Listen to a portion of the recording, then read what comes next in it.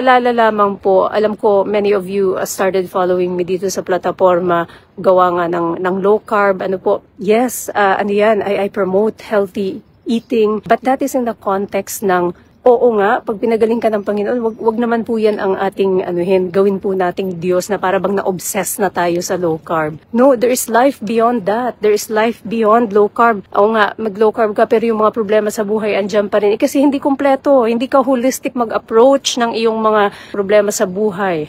Cannot be solved by just looking at one aspect. Sa time na i-heal ka ng Panginoon, tanungin mo ang Lord, Lord, ano po yung purpose ko? What is the purpose? Why did you heal me, Panginoon? Don't just live for yourself, kapatid. The moment that you take God out of the equation sa buhay mo, that's the moment na magkakagulo-gulo yung buhay mo. Una, akala mo okay, kakayanin mo lahat.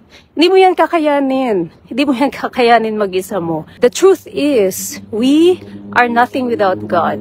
Wala po tayo kung wala ang Panginoon. Hindi natin kaya, hindi tayo sapat. At ang buhay po talaga na wala sa presensya ng Panginoon at walang presensya ang Panginoon sa buhay ng isang tao po ay buhay na hindi kumpleto, buhay na walang kabuluhan.